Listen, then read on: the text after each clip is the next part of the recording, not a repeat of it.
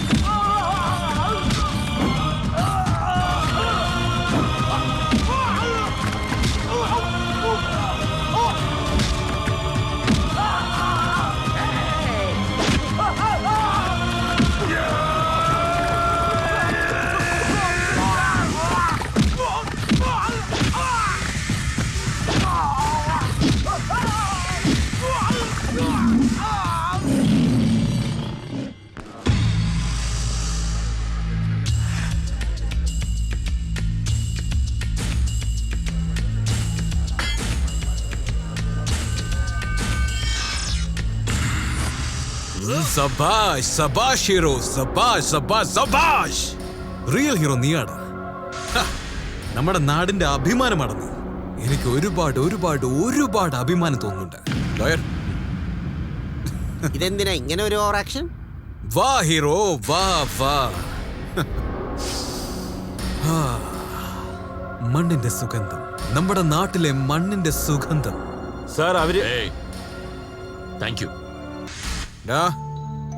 ഇനി ഒരിക്കലും ഞങ്ങളുടെ നാടിനെ കുറച്ച് കാണാനേ പാടില്ല. ചെല്ലേ.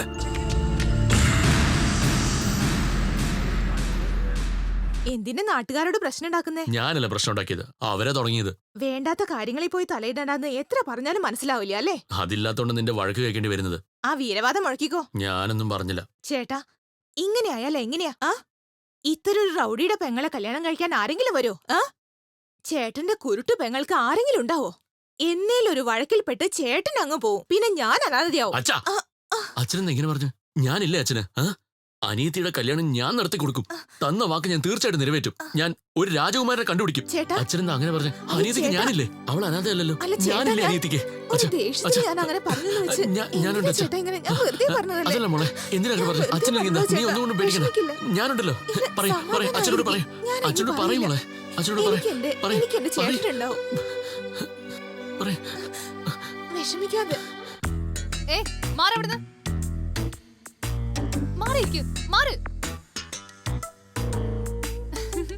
അല്ല കല്യാണ ചെറുക്ക, ഇതാ പെണ്ണു വന്ന് കണ്ടോ? പെണ്ണ് എനിക്ക് എങ്ങനെയുണ്ടെങ്കിലും ഓക്കെ. ആദ്യം നിങ്ങൾ മുഹൂർത്തത്തെ ഇത് നോക്കിട്ട് പറയൂ. എന്റെ അനിയത്തി ഭക്ഷണം ഉണ്ടാക്കുന്നതും വീട്ടുകാര്യങ്ങളൊക്കെ നന്നായിട്ട് ചെയ്യും. കുഴപ്പമില്ല, അതൊന്നും ചെയ്തില്ലെങ്കിൽ കുഴപ്പമില്ല. അതൊക്കെ നമുക്ക് പിന്നെ നോക്കാം.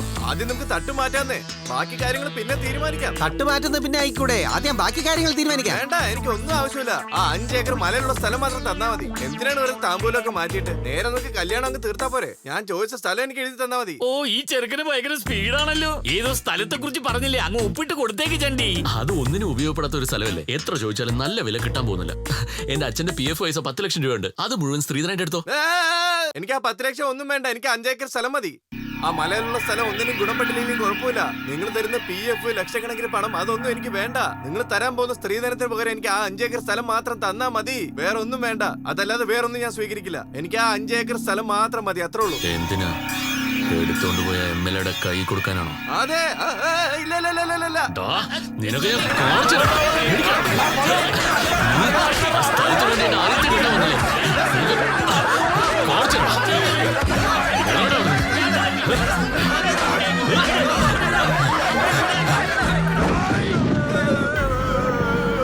നിന്നെ അയച്ചവനോട് പോയി പറയ, അവൻ മൂക്കുകൊണ്ട് ഇക്ഷ വരച്ചാലും എന്റെ ഒരു പിടി മണ്ണ് പോലും അവന് സ്വന്തമാക്കാൻ പറ്റില്ലെന്ന്.